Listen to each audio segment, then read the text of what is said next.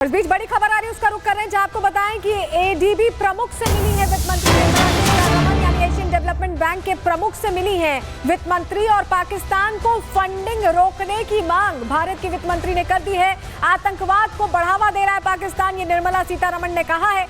ऐसे देशों का बहिष्कार होना चाहिए। भारत वैश्विक तौर पर बता रहा है, जो भी देश मदद करते हैं, या बात करें वर्ल्ड बैंक की बात कर लें, एशियन डेवलपमेंट बैंक की बात कर लें, IMF की बात कर लें, हर मंच पर भारत ये कह रहा है कि ऐसे देश की मदद नहीं करनी चाहिए जो विकास के नाम पर पैसा लेता है और लगातार आतंकवाद में। हमारे साथ जतिन जुड़े हुए हैं। जतिन, बड़ी बात है कि वित्त मंत्री ने खुद एशियन डेवलपमेंट बैंक के प्रतिनिधि से मुलाकात करके अपनी बात रख दी है। भारत मुखर होकर विश्व के सामने बता रहा है कि कैसे आतंक में पैसा सारा इस्तेमाल होता है।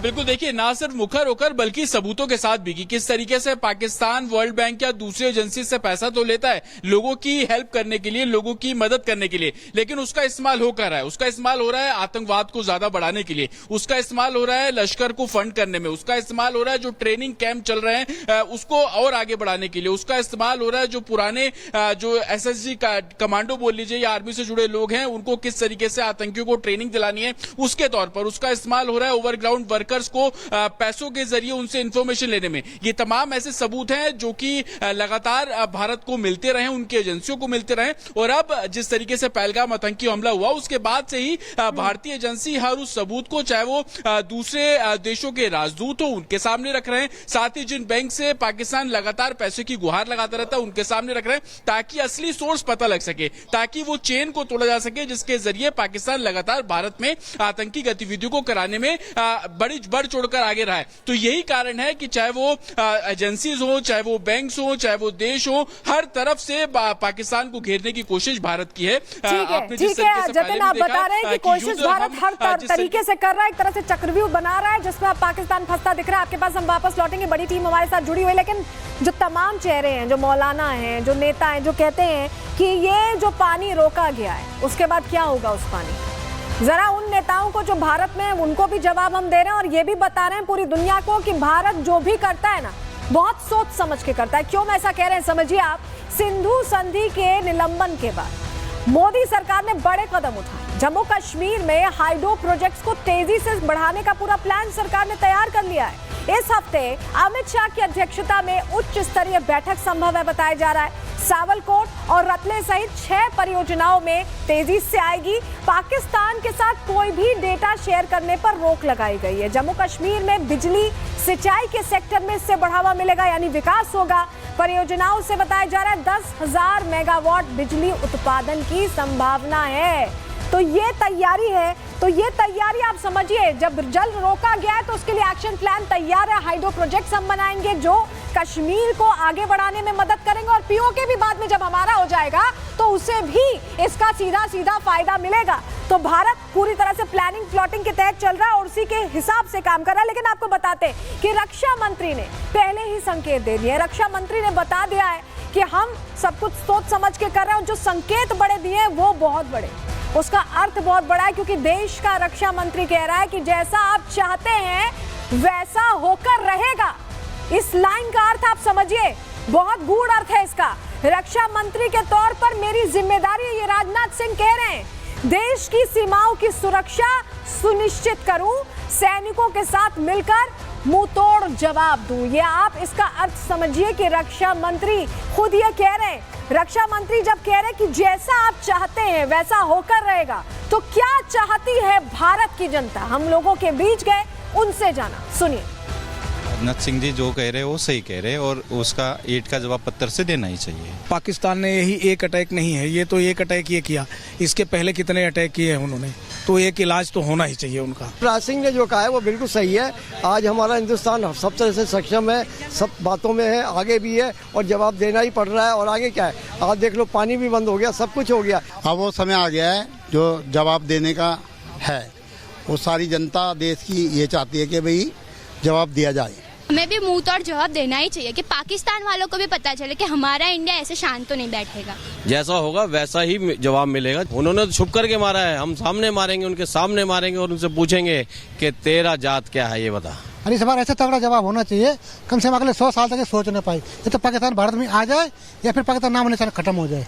उनके कहे हुए बोल बहुत ही सही है और जैसा वो बोलेंगे वैसा देश चाहेगा, वैसा देश करेगा। हमारे नेता उनकी तरह नहीं है कि कहते रहे एटमी ताकत है, गीदड़ भपकियां देते रहे। हम जो कहते हैं वो करते हैं, और जो संकल्प लिया गया है वो सिर्फ रक्षा मंत्री ने नहीं लिया है, प्रधानमंत्री से लेकर गृह मंत्री से लेकर विदेश मंत्री से लेकर हर कोई ये बात बता रहा है कि आतंकियों का खात्मा, पूरा इलाज इस बार होने वाला है। रिपोर्ट देखिए।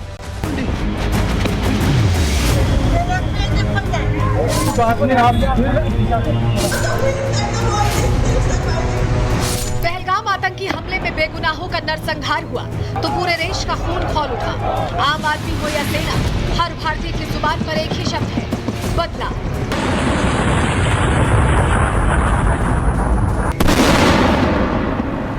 और बदला भी ऐसा जिसे आतंकिस्तान की पुश्ते याद रखें, मौलाना मुनीर याद रखें, और याद रखें वो लोग जिनके इशारे पर आतंकी फैक्ट्री फल फूल रही है।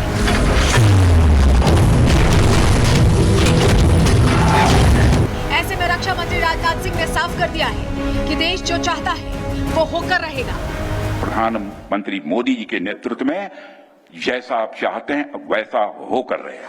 मेरा यह दायित्व है कि अपनी सेना के साथ मिलकर देश के ऊपर आंख उठाने वालों को मुंहतोड़ जवाब दूं।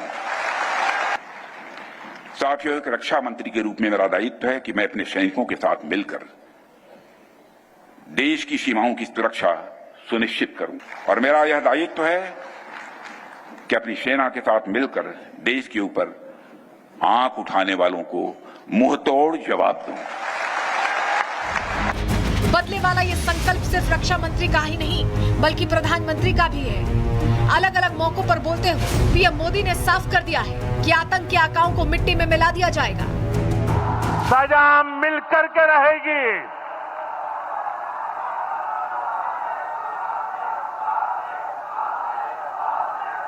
अब आतंकियों की बची खुची जमीन को भी मिट्टी में मिलाने का समय आ गया है। पीएम मोदी की इस हुंकार के बाद पाकिस्तानी आतंकी बिल में घुस गए। पाक सेना के हौसले पस्त हो गए। पाकिस्तान के नेता विदेशी ताकतों से मदद मांगने लगे। कुछ आतंकी रहनुमाओं ने अनर्गल बयानबाजी शुरू की तो गृह मंत्री अमित शाह ने साफ संदेश दे दिया कि आतंकियों के लिए जमीन कम पड़ने वाली है। वो ये न समझ ले कि हमारे 27 नागरिकों का जान लेकर ये लड़ाई जीते हो। मैं सभी आतंक फैलाने वालों को कहना चाहता हूं कि लड़ाई का अंत नहीं है, एक मकाम है।